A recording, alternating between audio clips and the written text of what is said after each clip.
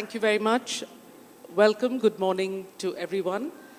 We have this very illustrious and well-informed panel to reflect on the year 2024 and what those elections meant for the future of democracy. So we will talk about elections, but we'll also talk about what's happening to democracy between elections. As you all know, in 2024, there were over 40 elections. 2 billion people across the globe went to the polls. That's a third of the world's population. So a lot of people engaged with the electoral process all in one year. It was completely unprecedented. India had nearly half of that 2 billion electorate. It's a vast electorate, the largest by far, also went to the polls. We all know that. And all the speakers on the panel belong and represent their countries who also went. The UK had national elections. The US had their national elections last year. So India's story, of course, we are in India. We must remember that an Indian general election is the largest human exercise anywhere in the world, or by far. It is quite miraculous that it happens, and how it happens and what we can say about its electoral conduct is something that we will discuss in the course of this discussion. At the heart of this today's panel is also the launch and the celebration of Rajdeep's new book. If one of you, Rajdeep, can you hold it up, please? Somebody.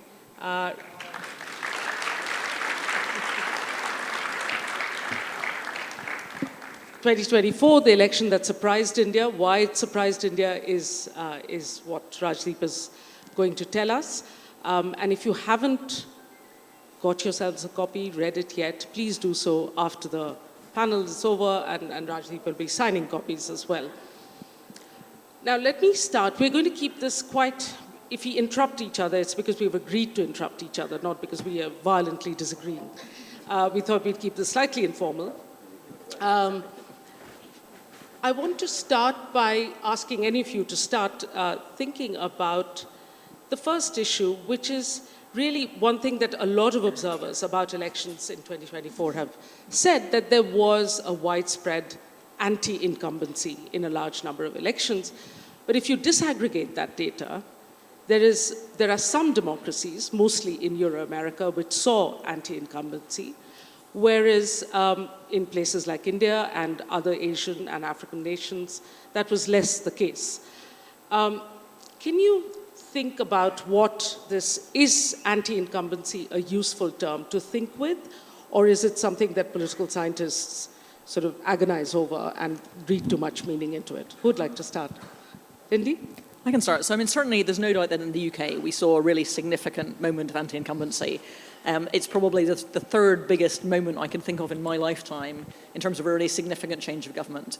So, we went from Conservative-led administrations for 14 years, from 2010 to 2024, to a Labour government that won 411 seats, a significant majority, I think, well over 100, in an election that really dramatically changed the UK electoral landscape. And what we also saw were not only gains for Labour, but also gains for the Liberal Democrats in seats where they were the opposition, which I think meant, in some ways, you could see that people were voting not just for the government, but also against the government that they had just seen. I'll jump in. I think it is an incredibly useful term, although we should expand it even further, because anti-incumbency can sometimes refer to the person, and certainly politics does ride a lot on the personality that you vote for.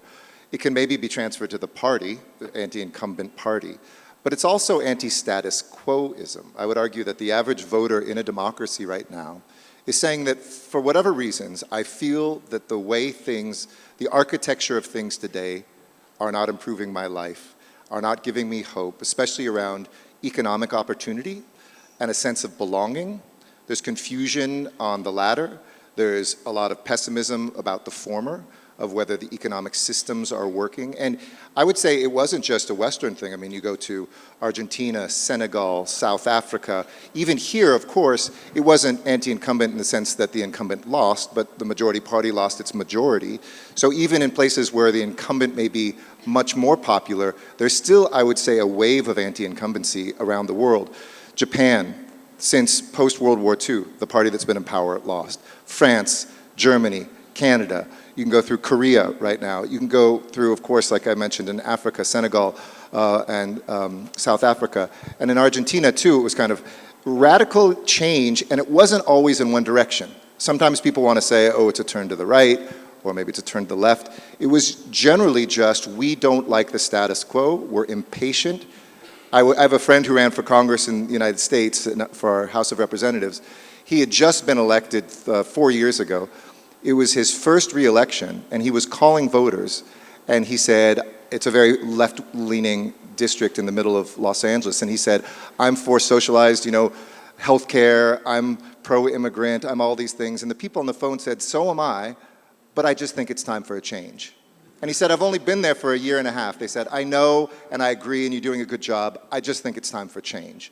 And that's the kind of moment that we live in. It's one-click ordering for commerce, we want one-click solutions, and we don't have much patience for democracy at this moment.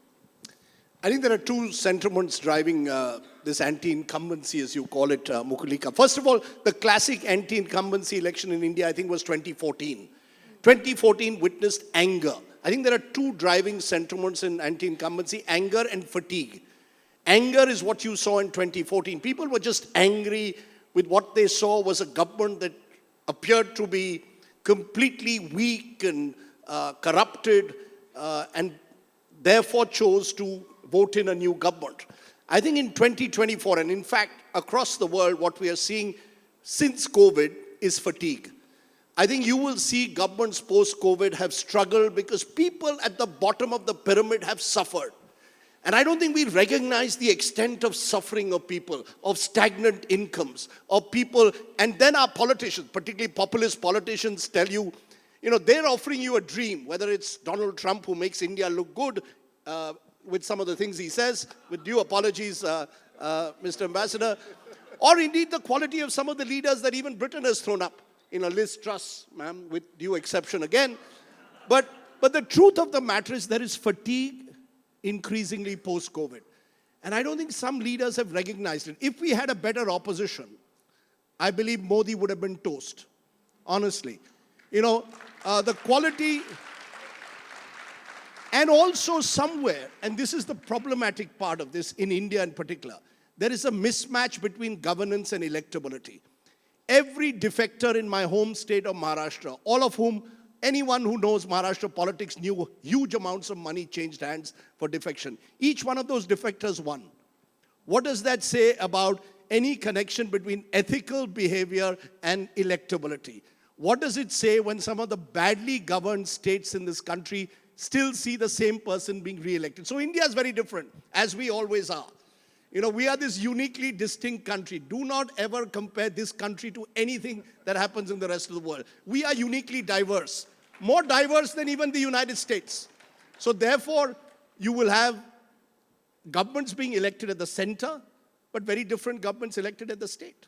So, one size doesn't fit all. Anti-incumbency, I think, is a soft response or a soft reply to what's happening on the ground. There is anger in some parts, but there is fatigue overall, particularly among those at the bottom of the pyramid. And I don't think we recognize that enough, partly because of the media. The media is the echo chamber in this country for who is in power, wherever, whether at the state or the center. Had we a better media, had we a remotely better media, again, some of our political leaders across the board, even in states, would be toast. Because we just don't ask the right questions anymore. Thank you. So I think the challenge is, the risk is we focus on individuals, and actually part of the challenge we have is to build young people's confidence in democracy as a system. So what we must make sure is that people feel like the choices they make in elections actually lead to choices about governance, about policy, The risk is it becomes very personalised in a world where social media focuses on the individual and the comments they make. And actually, the challenge for governments is that actually the policies you want to enact can take years to come through. We have a government that is now focused on its plan for change. It has a clear enough majority that it's going to have a very clear 5-year term. But actually, you have more challenge in the moment than I think governments of the past have experienced. And I think that is a risk to people's confidence in democracy itself. I'm so glad you've said this, Lindy, because I think in this time of backsliding, we want, and turnouts amongst young people are worryingly low in places like Britain, right? Not in India. And so therefore, I think our generation holds some responsibility in not throwing the baby out with the bathwater, to actually realize that democratic systems need to be preserved, and that needs work every day by each of us, and especially the media. I'm glad you talked about the media, Rajdeep. You can, uniquely. You talk very candidly in the book. There's a very candid account by Rajdeep in the book about what the media doesn't do, and if it did, what would happen. And these are questions that need, and this is possibly one thing that does make India look much worse off compared to the UK and the US. India, yes, Trump's showing up, India looks good, point taken. But the state of, at least questions are asked. I wake up every morning in London and I hear journalists on radio, on television asking tough questions to elected. The prime ministers routinely interviewed. Ministers are routinely asked tough questions. And that's a culture that is absolutely intrinsic to democratic culture. And that simply, you just don't see it here. Like you said, the Prime Minister had to face a lot of questions before they gave a lot of interviews, but not a single one asked him about the COVID track record and so on. Okay, so we'll come back. I want to come back to that larger question of democracy in the future and so on that you raised, Lindy. But what we've also heard is these sentiments that drive voter choice of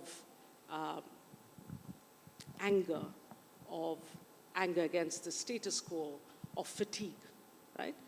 Now, a lot of this, yes, it's about COVID, but it's also about the economy.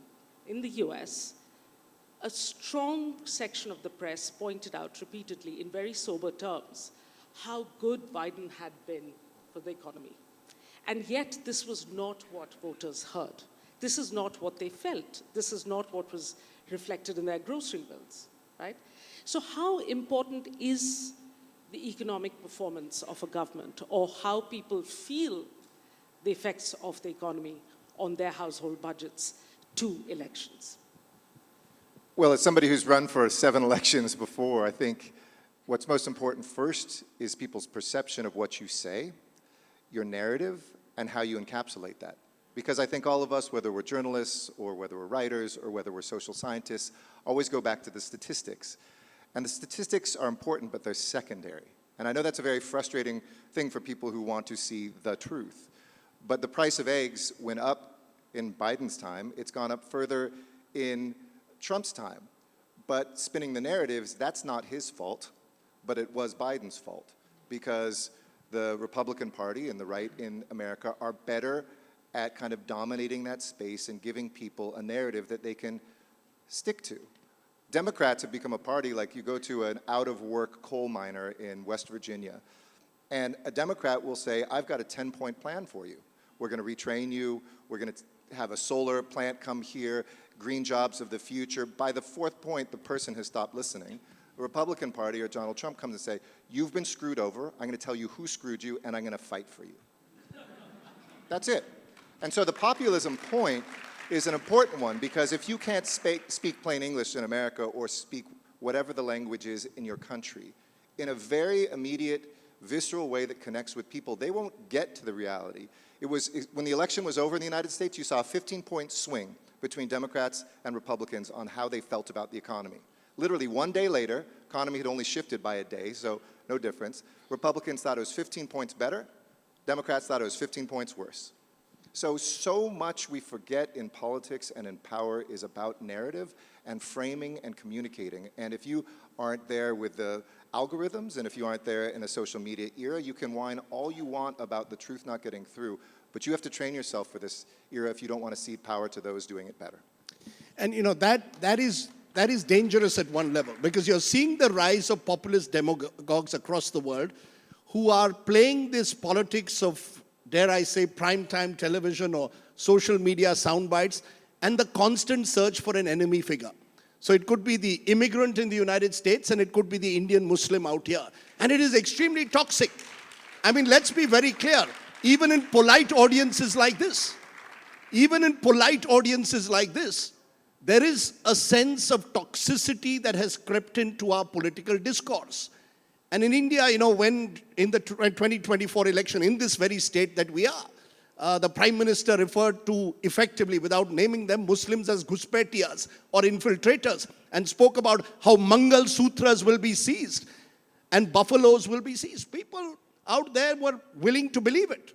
So I think you've reached a stage where, and the other side was playing caste politics. So you had Rahul Gandhi saying constitution is in danger because your reservations will be taken away. Now, if politics is going to be played around caste and religion, then who's worried about the economy? You're playing on the baser emotions of people. And social media and television are sadly accomplices. We have become accomplices for these politicians who can play the media game. You've almost, you don't want context anymore. You don't want the debates actually to take place on real issues of the economy. You're constantly searching for an enemy. And I think it is dangerously making democracy weaker. We are all democracies in recession in a way. And one of the reasons for democracy being in recession is the rise of the populist demagogue. And I can't see a way out, because it's going to get worse before it gets better. Is democracy in recession in the United Kingdom? I was going to say, you can't possibly expect me to agree that democracy is in recession in the UK. And if anything, what we saw in the UK this summer is absolutely a significant enough shift in power that, in fact, it was a very clear expression of democracy. But I agree with you that I think the challenges of being a politician today are significantly more difficult than they have been in the past.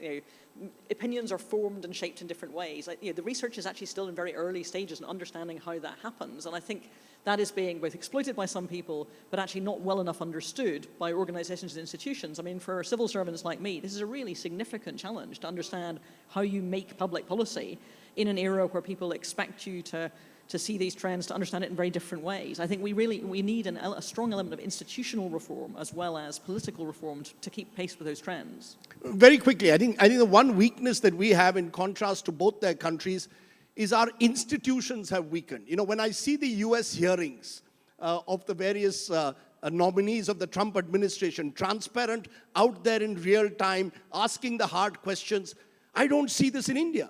You've got an increasingly weakened election commission. I liken the election commission in my book to the Pakistan umpires in the 1980s, before neutral umpires came. They were batting for one side. But institution after institution, Supreme Court. I mean, the Supreme Court in this country doesn't stand up for every Indian. If you're powerful and a VVIP, they will stand up for you, but not an average Indian. The media. The media is horribly hyper partisan on both sides of the divide, but usually towards whoever is in power. And government civil servants discover their spine only after retirement in this country. I mean, that is the reality of the matter. So, the truth of the matter is, I think that is our danger in comparison to these two democracies. If we do not get institutional democracy back, we have constitutional democracy. Every 5 years, Indians go and vote and feel good about it. It's the one day in the year when Mukesh Ambani and someone from the slums have equal right, but that's it. How many in this audience also, the middle class of this country, is willing to fight for institutional democracy or willing to speak out? We are not. We become a timid society. And that's my worry. That if the middle class of this country becomes so timid, and I can see where they're coming from, there is very little hope then for institutional democracy to be strengthened. And in the absence of institutional democracy, sooner or later, constitutional democracy also gets weakened. We didn't have a level playing field in India, Mukulika. The truth of the matter is there is no level playing field. Money power, media power, institutional power, state power has meant that an election is not a level playing field anymore in India. Whoever is in power has a huge advantage over their rivals. And that, to my mind, is scary. And I think it will, in some way, eventually erode Indian democracy. Sorry for the long intervention. But I think the thing to remember is that we are all sitting in a panel as countries that are democracies arguing about how well our democracies function. And that is a really fundamental difference to many, many other places I've worked in, many other places on the planet. I think I was quite, when I got here, I think I got here right in the middle of the Indian elections. 40 million more women voted in the last Indian election. That's bigger than the electorate of most European countries. It is an extraordinary exercise of scale, and I've held that together from the beginnings of an electorate where the debate was how is it that you allow illiterate voters to have a say, to the challenges of how is it you reach to communities that haven't been reached. I think there is something about how you push the boundaries of what's possible, but also how you keep reviewing what it is that's working and where it is. And the point is, what we need to have in every country is a democratic debate about how well the democracy itself is functioning and how you respond to those challenges. Very quickly, in terms of, we are a 50-50 country. So while I might just have said how the glass is half empty, it's also half full. You can compare us to the rest of South Asia. I remember famously meeting Nawaz Sharif once when he was in exile in Jeddah. And he had just watched the swearing in of Manmohan Singh and Vajpayee sitting in the audience. And he said, look at your country, transfer of power taking place so peacefully. Look at me, I'm in Jeddah in exile, Benazir is in Dubai, and a military dictator is ruling us. But we cannot compare our democracy with Pakistan. You see, that cannot be the standard by which you judge Indian democracy. But, having said that, Mukulika, from this state itself, I have a chapter in the book called Stories of Hope. There's this remarkable woman, Sanjana Jatam, not too far away from Jaipur in Bharatpur, Dalit mother of two, won an Indian election. Her husband was a constable. The Rajasthan, someone in the Rajasthan higher up rang him up and said, do not get your wife to stand, we will sack you from your job. And a good Indians, there are courageous Indians out there, said, you've said this to me, now my wife will definitely stand, and she won the election. So, this is also, this is the most extraordinary country in the world.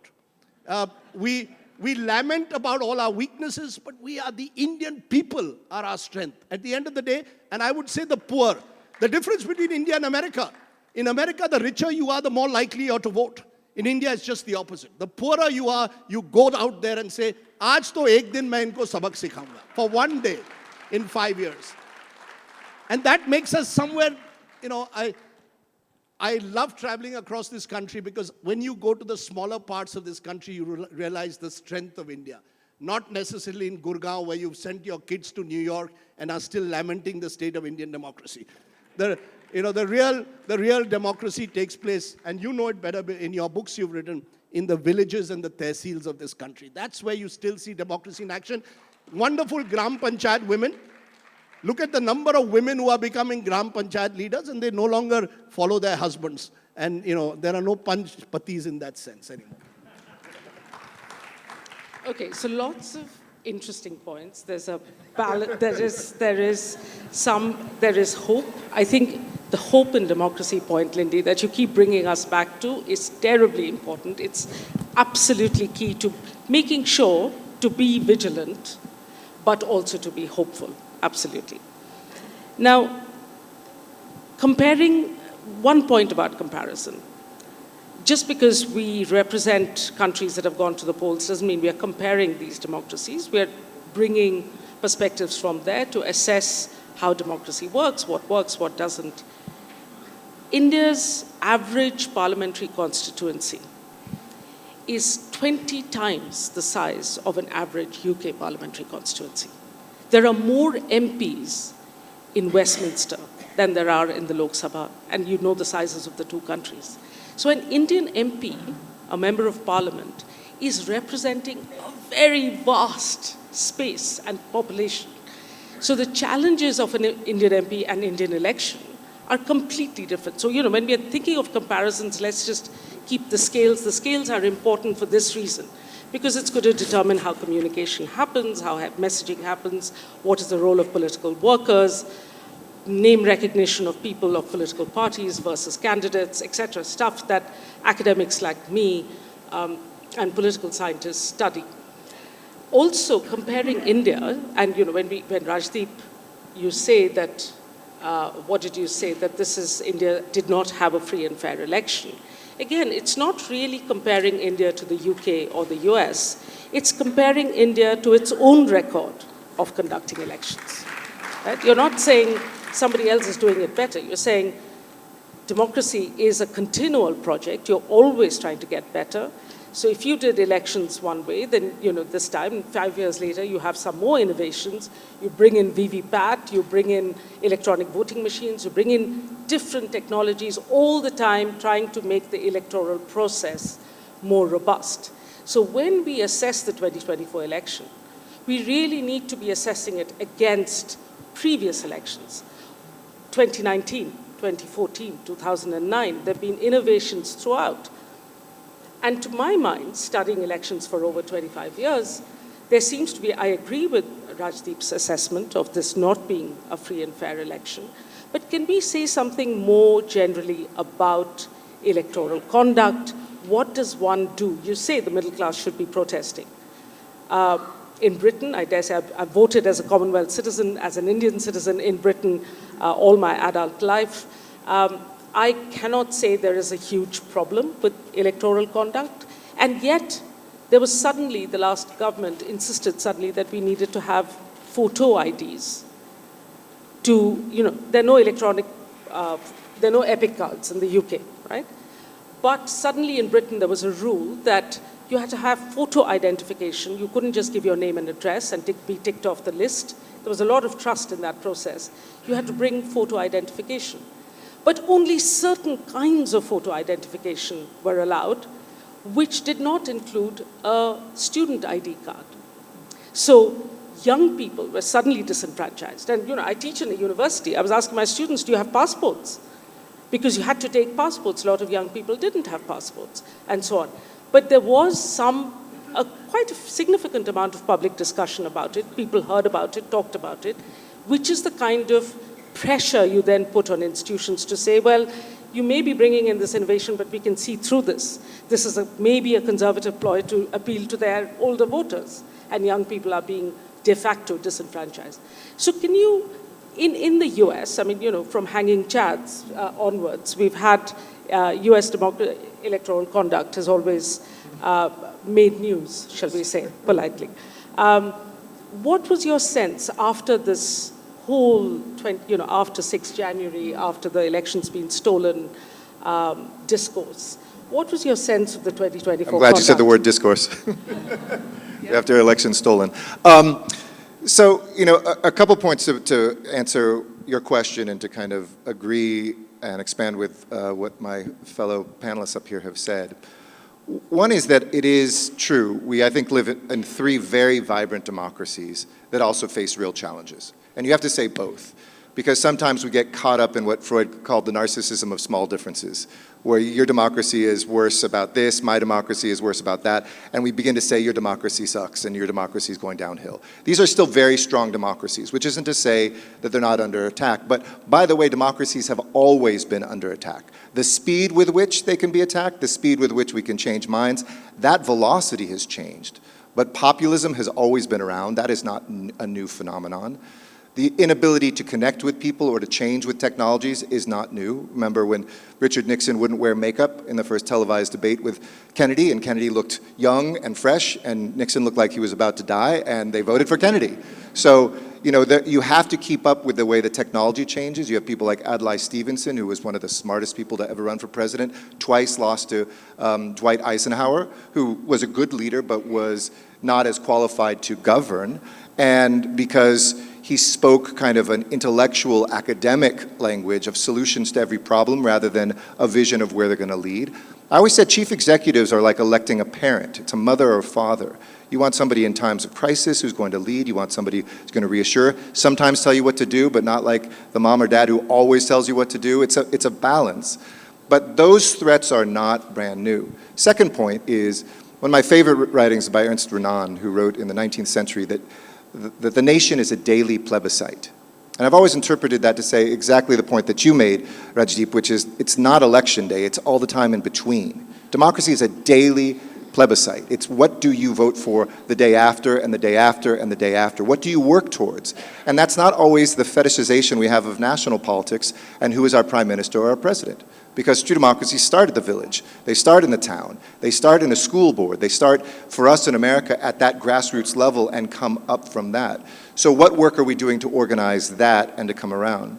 And I think that the third point is the American democracy, one thing that I'll be critical of that the UK doesn't have, and why I think UK you didn't have those issues with, is the role of money. Because our courts have interpreted that money equals speech. And people should have no limits on speech, so they should have no limits on money.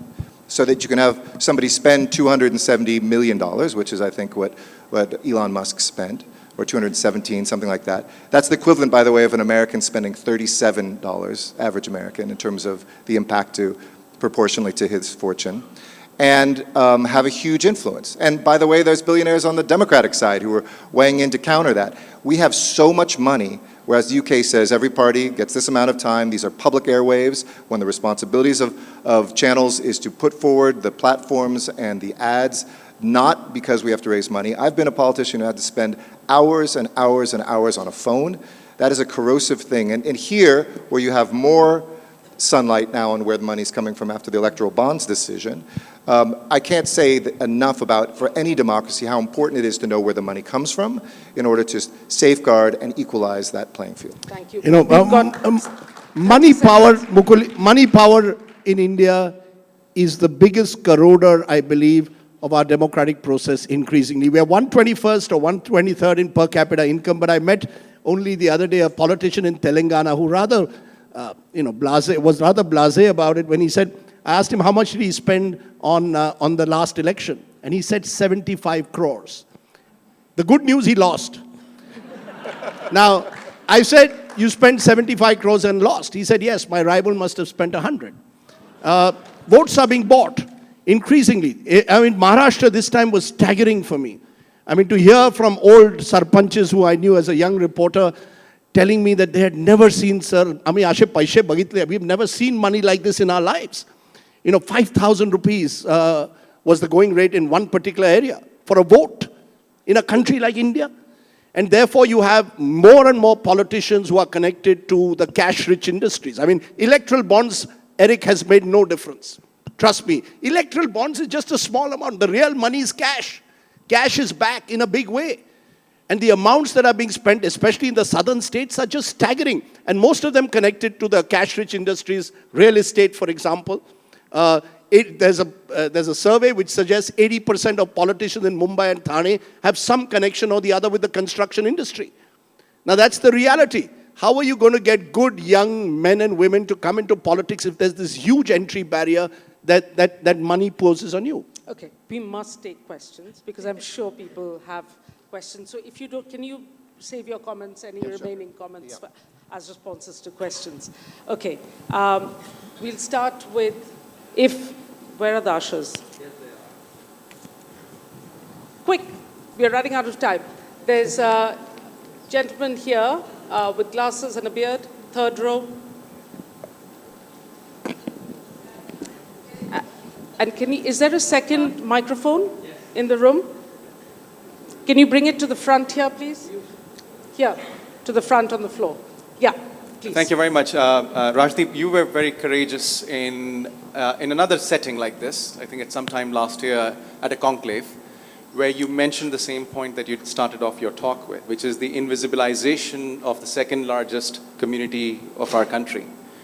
And I was struck by the fact that when you mentioned that the 15% of the population find little to no representation in the corridors of power, but in the corridors of media, no one generally came out in support to you. And that's what is surprising to me. And that is what really is concerning. Okay. Rajdeep, hold your comment. Microphone here in the front. Could you please pick the... I think this may follow on from his question, but I wanted to talk about press freedom as integral to democracy. And Rajdeep, I wonder if you could speak to media ownership and press freedom in India. Okay, so do you want to take those two questions while the microphone moves to the yellow shirt standing up young man? Look, both those questions, the invisibilization of India's second largest community, Muslims, is a reality of Indian politics. It is now more and more difficult for an Indian Muslim, however qualified he or she is, to win from a Hindu-dominated constituency. That is the sad reality, and that's the change. In the 1980s, I could be an Indian Muslim and win from a Hindu-dominated constituency. That's become more and more difficult. And that's troubling across the political spectrum of this country at the moment, but particularly because of the majoritarian politics practiced by the ruling party. Press freedom, ma'am. Again, if you were to judge us by China, we're doing very well. If you were to judge us by the standards of Western democracies, I think we have a lot to answer for. But let me say this, again, because we are a 50-50 country, we are also the most uniquely diverse country in the world. So for every mainstream legacy media owned by some crony capitalist, there are also lots of young Indians doing great work as websites, digital platforms, regional languages.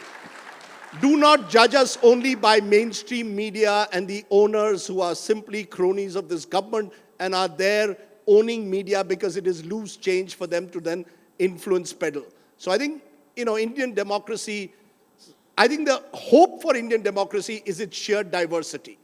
As long as we remain this remarkably diverse country, I believe no media owner or no individual can ever believe in one nation, one leader, one religion, one way of running this country. It will not happen. Rajdeep, there is also evidence, academic research has now shown, that watching YouTube videos by intrepid journalists shifted the vote in UP quite significantly, right? So when legislation comes into Parliament to regulate online content, each of us needs to be very vigilant about that. There is that too. That just diversity is not going to win the game. Protecting that diversity is going to win the game. Okay, so the young man there, please keep your questions, the two really short, okay? The first two were brilliant, keep them short. Sure. So, Namaskar Rajdeep sir, I'm here. So, first of all, you are my idol and one day I would like myself to be like you. So the question is, you mentioned that the Indian middle class is timid right now as far as electoral democracy is concerned. Was it forever like this since our independence, or is it there a new change in the past two elections only? Lok Sabha I am talking about. Very quickly. Rajdeep, hang on. My question is to Mr. Eric. I wanted to ask, after 2016 US elections and anti-incumbency making a stronghold in people's minds, to what extent do you think media campaigns can influence re-elections? Okay, please, sorry. Sure, no, I'll jump in. Media campaigns, obviously, do you mean paid media or, because we use that term in the United States. I mean both, but I think you could focus on paid. Well, I think the unpaid media, what we used to call earned media, obviously can influence profoundly. But I do think it's such a fluid moment that any politician who's out there in America who tells you, I'm buying television ads, those are almost a waste of money now. They're doing online, they're trying to find other ways to connect. And one thing that switched was, it was the left in America about 15 years ago that was the best on raising money online, having blogs when they first hit, all of these different things. I would say it's now the right that is much better at TikTok, at getting to people and really speaking to them, not about politics, because most people actually don't want to talk about politics. They want to talk about themselves or have somebody talk to them about themselves. And if you start with that, you look at that in the presidential campaign, the Trump campaign did a great job of speaking to young people, not all of them, don't get me wrong, but in a way that made them feel listened to, and that they were focused on them, whereas it was a more traditional campaign on the Democratic side. So I think that is the biggest change. Now, the Indian middle class is so vast that it's unfair to damn the entire middle class. So I'm going to refer to India's affluent. I think India's affluent have lost the plot. And idealism has been replaced by a chilling pragmatism. What's in it for me? And I think that's the problem, and even the identity politics has not been rejected in the manner that India's affluent, who perhaps have far more opportunity to do so, have chosen not to. They've taken the softer path, I think, because we are all so worried about our own lives. Who's really worried about protecting democracy and constitution anymore? And that's partly, of course, because of the cynicism of our kind of politicians that we have. Sab neta chor hai. In gathering, all of them are the same. That's not necessarily true. There are some damn good people doing politics. Politics is the most difficult thing at times in the world to do, but we need to have more Indians invested in democracy and constitution, and I think they were. The great Gandhis and Nehrus were all affluent Indians who invested themselves in strengthening India's freedom movement. We don't have those figures anymore. They've been replaced by lumpens. Okay, the young lady here in the white. Good morning, ma'am and sir. Could you elaborate a little more about how the rise to digital platforms has affected electoral democracy negatively as well as positively?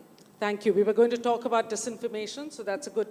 Lindy, do you want to start? Yes, I was actually just looking through this morning. I mean, there's some really striking figures, particularly actually in Africa. I mean, I think we've counted something like 80 different Russian campaigns that have affected African democracies.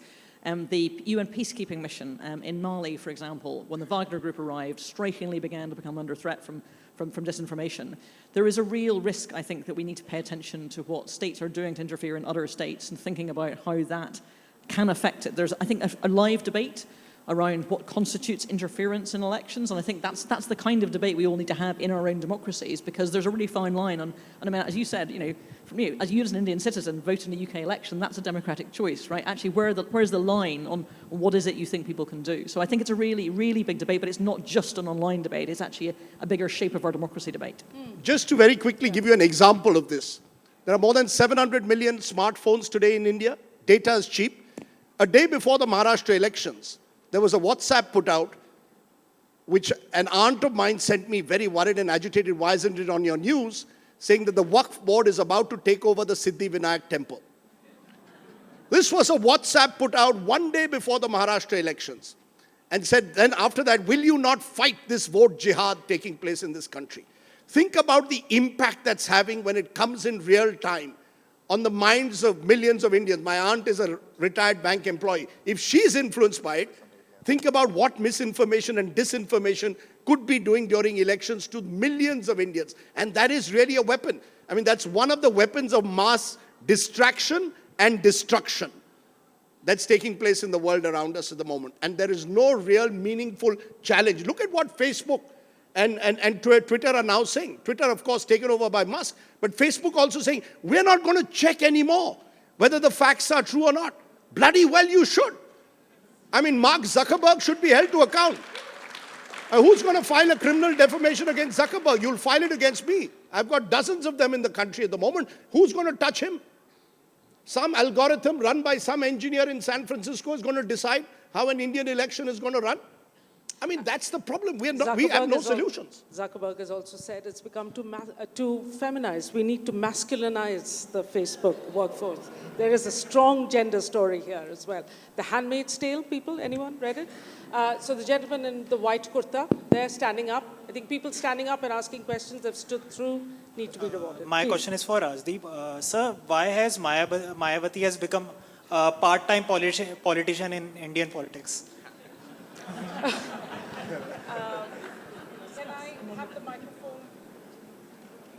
Can I have the microphone here, please?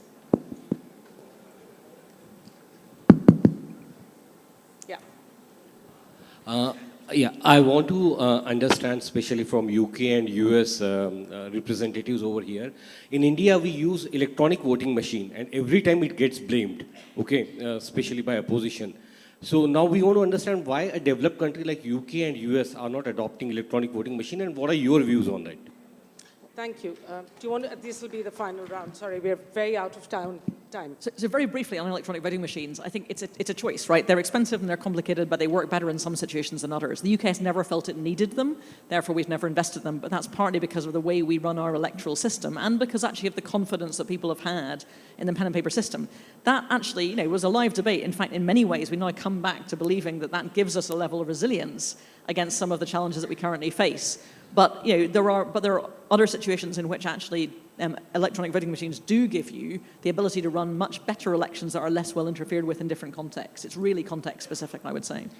Yeah, in the United States, we actually do. In Los Angeles, we use electronic voting machines. As long as they're not networked, I think it's pretty safe, as long as there's a way to do that. And technologically, we can. One last note, just because I know we're out of time.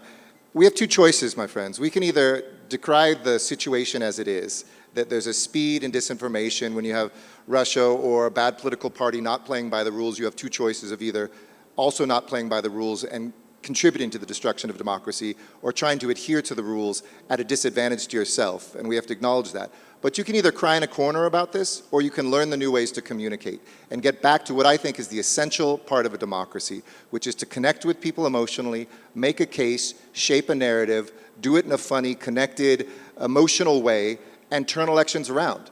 And time again, democracies have shown that at the moment, it was Martin Luther King who said, when it is darkest out, that's when we see the stars. So take the darkness, look up in the sky, and go organize for some victories. You know, I can actually see Eric. I can see Eric being a future presidential candidate for the United States. If anyone has seen his viral videos, Why would you wish that on a friend? he's learned how to connect. He's learned how to connect wonderfully well. But just to tell on the Mayawati question, because I think it represents both, the 50-50 argument that I keep making. I think at one level, Mayawati is a symbol of the great empowerment that democracy has given so many Indians. Daughter of a telephone operator, possibly someone whose, mother could not perhaps dine in the house of an upper caste person, becomes the chief minister of India's most populous state. I will never forget that day when she became in the mid-1990s. The men in that room were stunned. The upper caste men simply could not handle the fact that a Dalit woman had become the chief minister. That is the strength of Indian democracy. But the weakness is that once she came to power, she became like any other politician who was interested in self-aggrandizement, and the corruption eventually overwhelmed her. So she represents both the strength and the weakness, in a way, of Indian democracy. Thank you. Can I just add one sentence to the question about EVMs? Forget what the politicians are saying. As a citizen, you should be concerned that in most of the electoral constituencies in the 2024 elections, the number of votes polled and the number of votes counted did not match. That's a problem, regardless of the technology. Okay, so that's it. I'm terribly sorry to everyone who raised their hands and we couldn't take your questions. Thank you all for coming. We'd like to thank Rajdeep Sardesai, Eric Garcetti, Lindy Cameron, and Mukulika Banerjee in the traditional Jaipur Literature Festival way. Come on up. This way.